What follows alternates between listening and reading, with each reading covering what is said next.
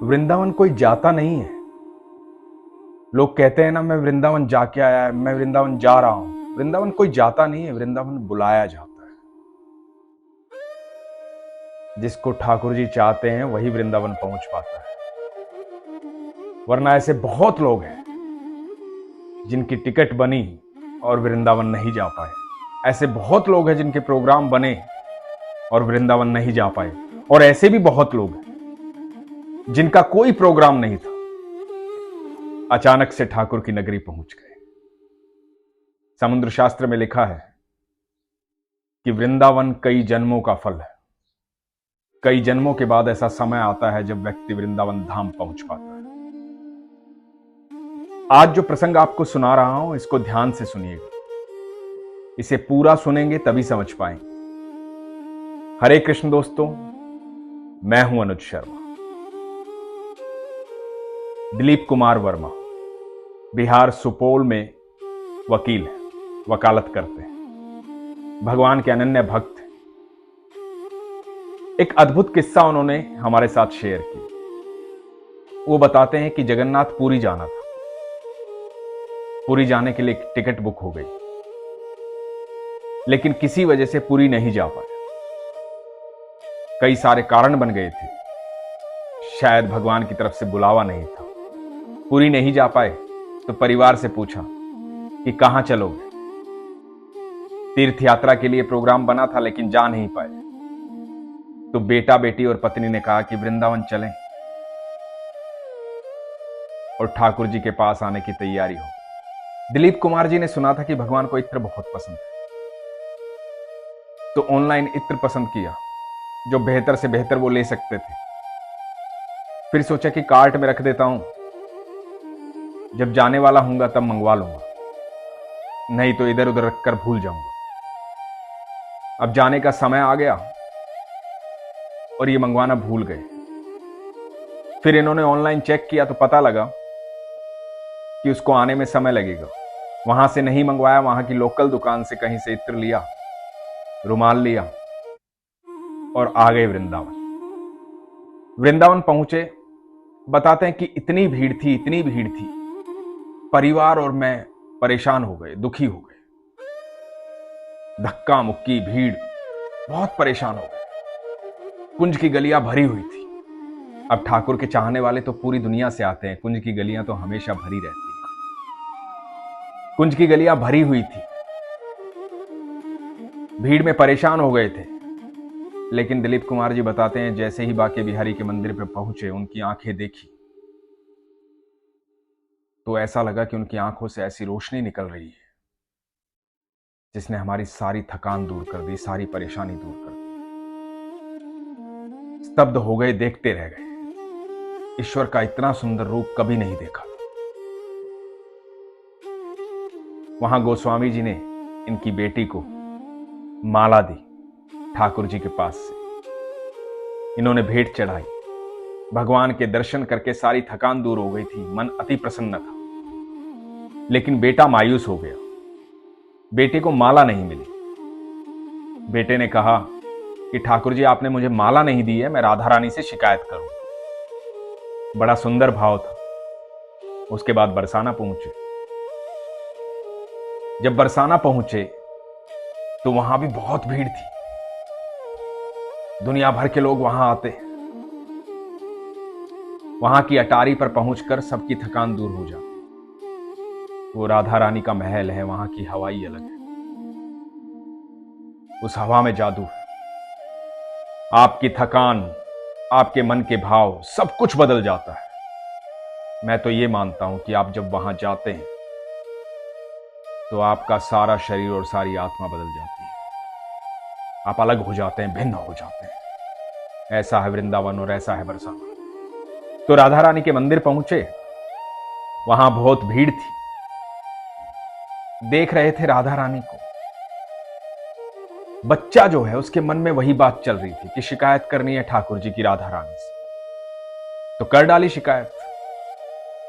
बच्चा बोला राधा रानी से कि राधा रानी, ठाकुर जी ने मुझे माला नहीं दी। और इतने में एक साधु आए, उन्होंने अपने गले की माला निकाली और बच्चे के गले में डाल दी। और इनके बेटे को, इनकी बेटी को, दोनों पति पत्नी को राधा रानी के पास से लाकर प्रसाद दिया। वर्मा जी की समझ में नहीं आ रहा था ये हो क्या रहा है। वहां ठाकुर को देखकर भाव विभोर हो गए, यहां राधा रानी को देखकर मन पगलाया सा हो गया। मन में भावों की उथल पुथल मच रही थी। सब भूल चुके थे।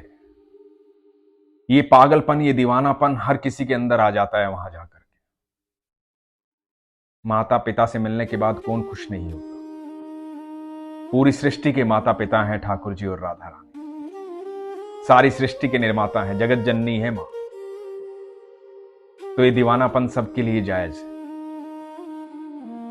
दिलीप कुमार जी बताते हैं कि उसके बाद रंग मंदिर गए। जब रंग मंदिर पहुंचे तो वहां पर पट बंद होने वाले थे, भोग का समय था, बहुत कम लोग मंदिर में थे। एक बड़ी ही सुंदर सी कन्या वहां खेल रही थी, 3-4 साल की थी। इनकी बेटी उसके साथ खेलने लगी। बेटी ने पूछा कि आपका नाम क्या है। उस बच्ची ने कहा कि नाम तो मैं सिर्फ अपने गुरु को बताऊंगा। ये बात सुनकर बेटी भी हैरान हो गई, वर्मा जी भी हैरान हो गए। वर्मा जी बताते हैं कि उस बच्ची की आभा इतनी अद्भुत थी, अलग तेज था उसके अंदर। उसकी ऐसी मुस्कुराहट थी जैसे स्वयं राधा रानी मुस्कुरा रही। वर्मा जी उसे देख के भाव विभोर हो गए। अलग ही आकर्षण था उसके अंदर। पूरा परिवार आकर्षित था। वहां एक साधु महात्मा के साथ बैठ करके वो खेल रही थी। तो उन साधु से पूछा कि ये बच्ची किसकी है। तो उन साधु ने बताया कि पता नहीं किसकी बच्ची है, बस यहां खेल रही। 2-4 लोगों से और पूछा कि ये बच्ची किसकी है। तो किसी ने भी नहीं बताया कि ये बच्ची किसकी है। वहां उसके माता पिता नहीं थे, वो अकेली ही थी। 4 वर्ष की बच्ची, अलग आभा लिए हुए, अलग तेज लिए हुए। एक प्रकाश था उसके चेहरे में जो दिलीप जी को दिखाई दे रहा था। दिलीप जी के मन में एक भाव आया। उन्होंने बाहें फैला दी। बच्ची आकर के उनकी गोदी चढ़ गई। दिलीप जी चाहते थे उनके साथ फोटो खिंचवाना। बच्ची बड़ी नटखट थी। 3-4 बार कोशिश के बाद उन्होंने एक फोटो खिंचवा लिया। फोटो खिंचवाया, गोदी से उतारा, बच्ची के चरण स्पर्श किए। दिलीप जी कहते हैं कि मुझे लगा कि साक्षात राधा रानी मेरे पास, चरणों में नतमस्तक हुए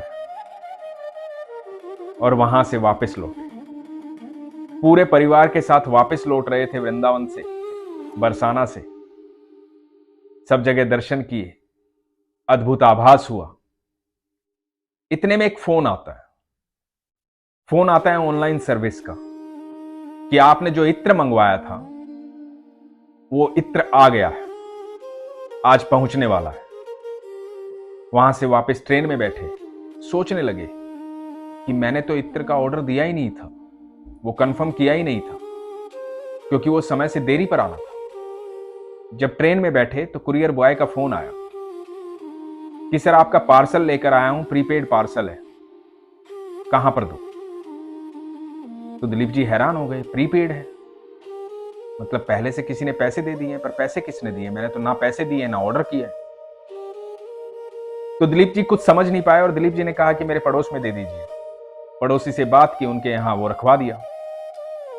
इनके मन में एक बात रह गई थी कि भगवान को अपनी पसंद का इत्र नहीं दे पाया था।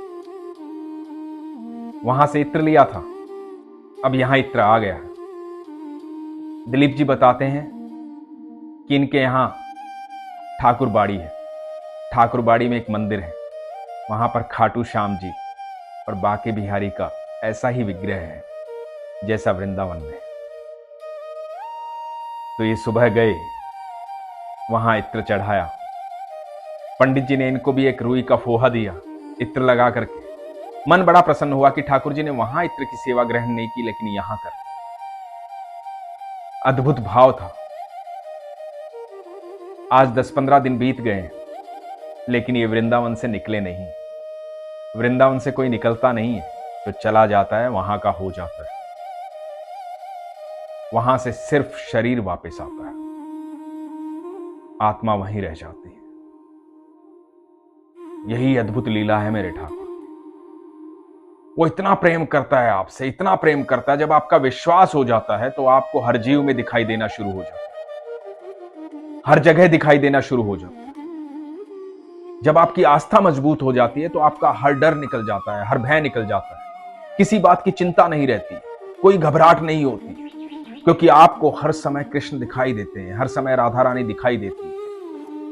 आपको हर समय यह आभास होता है कि मेरे ठाकुर मेरे साथ हैं। नित नए चमत्कार होते हैं, नित नई लीलाएं होती हैं। आपका विश्वास होना चाहिए।